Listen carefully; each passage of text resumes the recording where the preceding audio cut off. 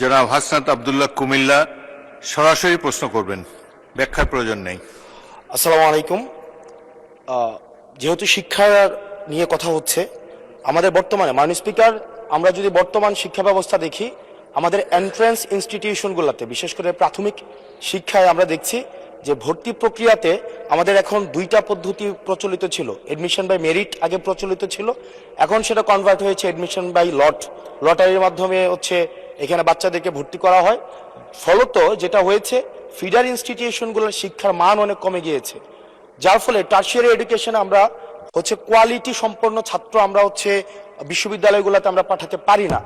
এখন মাননীয় মন্ত্রী মহোদয়ের কাছে আমার প্রশ্ন থাকবে, এই যে প্রাইমারি স্কুলে বাচ্চাদেরকে ভর্তি করানোর ক্ষেত্রে আমরা কি ভর্তি প্রক্রিয়াটা আমরা পরিবর্তন করব কিনা, নাকি এই যে এডমিশন বাই লটারির মাধ্যমে আমরা নিব এবং মেরিটকে আমরা হচ্ছে সবসময় হচ্ছে দমায় রাখবো, নাম্বার ওয়ান। আর নাম্বার টু হচ্ছে, আমাদের বর্তমান শিক্ষা পদ্ধতিতে আমরা যদি দেখি, আমরা যারা পয়সা দিয়ে কিনতে পারে তারা হচ্ছে এখন ইংরেজি মাধ্যমটা কিনছে, যারা পয়সা দিয়ে ইংরেজি মাধ্যম কিনতে পারে না তারাই কেবল আপনি যেই শিক্ষা পদ্ধতি আমাদের জন্য জনজীবনের জন্য আপনি চালু করেছেন সেটা আমরা কিনছি, আর যারা সেটাও কিনতে পারে না তারা হচ্ছে মাদ্রাসা শিক্ষা পদ্ধতি কিনছে। আপনার কাছে প্রশ্ন যে আমাদের বর্তমানে একটা দেশে এই তিনটা শিক্ষা পদ্ধতি যেটা অর্থনৈতিক অবস্থার উপরে নির্ভর করে চলে, এই তিনটা শিক্ষা পদ্ধতি জিয়ে রেখে আপনার কি মনে হয় যে আপনি একটা ইনক্লুসিভ শিক্ষা পদ্ধতি নিয়ে আমাদের দেশটাকে আগায় নিতে পারবেন? ধন্যবাদ। মূল প্রশ্ন ছিল জাহাঙ্গীর হোসেনের, মাননীয় সদস্য, সারা দেশে প্রাথমিক ও গণশিক্ষার উন্নয়নে কোনো প্রকল্প গ্রহণ করা হইয়াছে কিনা, হইলে তাহা কি?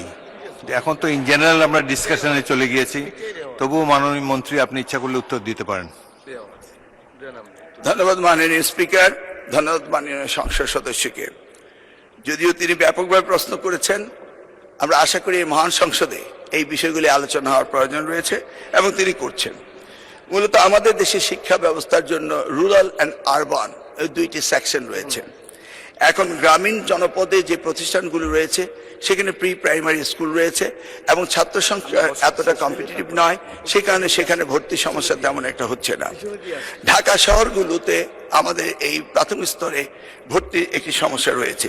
এই জটিলতা নিরসনের জন্য বিগত সরকার লটারি সিস্টেম করেছিল, যেটা আদৌ আমার মনে হয় না যুক্তিসঙ্গত। তবে আগামী বছরে এই শিক্ষা ব্যবস্থা ভর্তি সিস্টেম কিভাবে করা হবে সেটা আনুষ্ঠানিকভাবে আমরা স্টেক হোল্ডারদের সাথে অর্থাৎ অভিভাবকদের সাথে বিভিন্ন রকম সেমিনার সিম্পোজিয়াম করে মাননীয় সংসদ সদস্য সকলের অভিমত নিয়ে একটি জনমত সৃষ্টি করে আমরা আগামী 2027 জানুয়ারি ভর্তির বিষয়ে চিন্তা করব।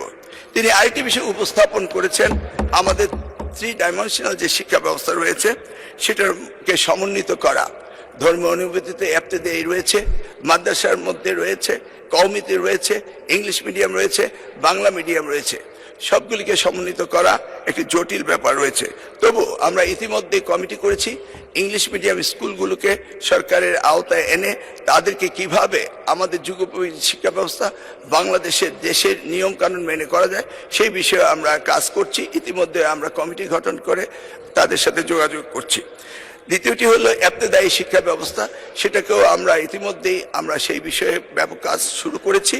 আর কওমি শিক্ষা ব্যবস্থাকে কিভাবে অন্তর্ভুক্ত করা যায়, কারণ একটি দেশে বিভিন্ন শিক্ষা ব্যবস্থা না থেকে কিভাবে শিক্ষা ব্যবস্থা সমন্বিত করা যায় সেই ব্যাপারে সরকারের পক্ষ থেকে প্রচেষ্টা এবং উদ্যোগ আমরা নিচ্ছি। ইনশাআল্লাহ আগামী দিনগুলোতে পর্যায়ক্রমে আপনারা দেখতে পাবেন। আপনাকে অশেষ ধন্যবাদ।